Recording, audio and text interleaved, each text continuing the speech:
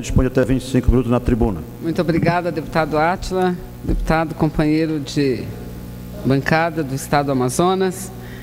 Eu quero dizer que nesse grande expediente, senhor presidente, falarei aqui, levantarei algumas questões relativas a uma das propostas que certamente essa casa deverá analisar ainda nesse primeiro semestre do ano de 2010. Uma proposta que não apenas o meu partido, o PCdoB, mas o bloco que nós fazemos parte, bloco PCdoB, PSB, PMN e PRB, assim como o PDT e outros partidos, definiram como um dos itens prioritários que deverão ser votados ainda nesse primeiro semestre.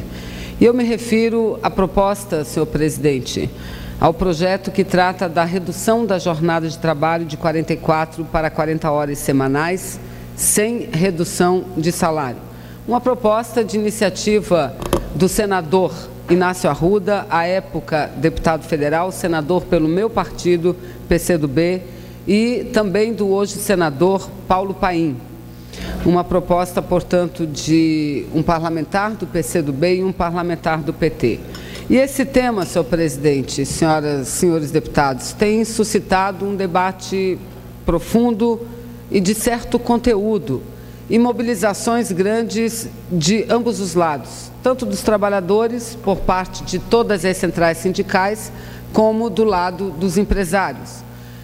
Temendo o crescimento das mobilizações que acontece no Brasil inteiro, porque essa é uma bandeira unitária defendida por todas as centrais sindicais, pela CTB, que é a Central dos Trabalhadores e Trabalhadoras do Brasil, pela CUT, pela Força Sindical, pela UGT, enfim, por todas as centrais sindicais. Preocupados com o crescimento da mobilização, os empresários tiveram há cerca de uma semana visitando as lideranças partidárias, visitando os gabinetes de vários deputados dessa casa, inclusive tiveram audiência com o presidente Michel Temer. E eu quero trazer a essa tribuna, senhor presidente, não creio que não serão argumentos novos, mas argumentos importantes que reforçam a necessidade da redução da jornada de trabalho agora e, ao mesmo tempo, demonstram que a aprovação de uma medida como essa não trariam prejuízos, como dizem os empresários, irreparáveis, danos significativos ao processo produtivo brasileiro. Pelo contrário, senhor presidente, acho que os argumentos levantados pelos trabalhadores, os argumentos levantados pelo próprio DIEESE, são argumentos sólidos, senhor presidente, sólidos, argumentos não fictícios e que, portanto, argumentos difíceis de serem combatidos. E eu aqui, senhor presidente, quero dizer que essa é uma luta histórica dos trabalhadores, não no Brasil, mas dos trabalhadores no mundo inteiro. E quero lembrar que ainda no século, a luta começou ainda no século XVIII, senhor presidente, quando os trabalhadores tinham uma jornada, deputado Panunzi, de trabalho diária de 16 horas. Vossa Excelência sabe perfeitamente, no século XVIII, a jornada de trabalho dos trabalhadores era de 16 horas. Em 1857, por exemplo, 129 mulheres foram mortas porque o patrão mandou atear fogo na sua própria fábrica, porque as mulheres encontravam-se em greve, lutando por melhores salários, melhores condições de trabalho e pela redução da jornada de trabalho de 14 para 10 horas semanais. Ou seja, essa é uma luta que põe em lados opostos, distintos, trabalhadores e empresários. Porque, de um lado, é óbvio que os trabalhadores buscam melhores condições de vida, melhores condições de sobrevivência. E, de outro lado, para o empregador, nem sempre é bom reduzir a jornada de trabalho. Lembro aqui também, rapidamente, que a última redução, a jornada de trabalho legal do Brasil, ocorreu na Constituição de 1988, durante a Assembleia Nacional Constituinte. A jornada, que era de 48 horas, passou a ser de 44 horas semanais. E naquela época, senhores deputados, os argumentos dos empresários eram exatamente os mesmos, que a economia brasileira não suportava tamanha redução, que a economia brasileira entraria num processo delicado por conta da redução e que seriam os próprios trabalhadores os maiores prejudicados. O tempo passou. A jornada de trabalho foi reduzida de 48 para 44. E nós vimos exatamente o inverso. Nós vimos crescer o número de vagas no Brasil. Nós vimos melhorar o índice de produtividade no Brasil. Então, eu penso que nós precisamos discutir sem paixão, de forma serena, baseado em dados, em números e não em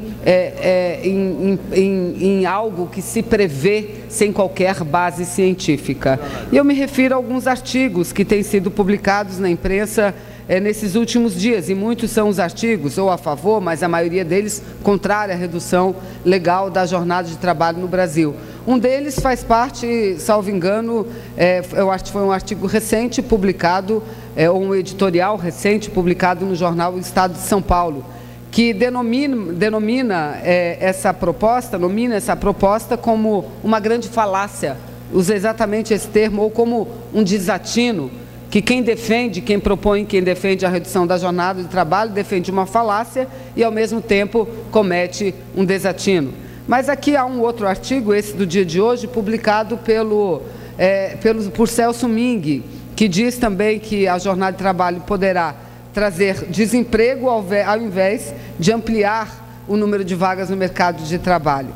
E sugere algo que para nós não é nenhuma novidade, que se tiver que ser reduzida a jornada de trabalho, que assim o seja, mas não por força de lei, mas por força de negociação entre o capital e o trabalho. Quero dizer ao doutor Celso Ming que nós sabemos que essa é a proposta de fundo dos neoliberais, daqueles que defendem um mercado mais livre da ação e da intervenção do Estado, daqueles que defendem o Estado mínimo. Tanto que, no último mandato do então presidente Fernando Henrique Cardoso, um dos grandes embates que tivemos neste plenário, na Comissão do Trabalho principalmente, foi exatamente um projeto encaminhado pelo Poder Executivo que, em um único artigo, através de um único artigo, o deputado Mauro Benevides revogava a CLT, que é a Lei da Consolidação do Trabalho do nosso país, onde lá estão inscritos um a um dos direitos dos trabalhadores. O que queria o governo anterior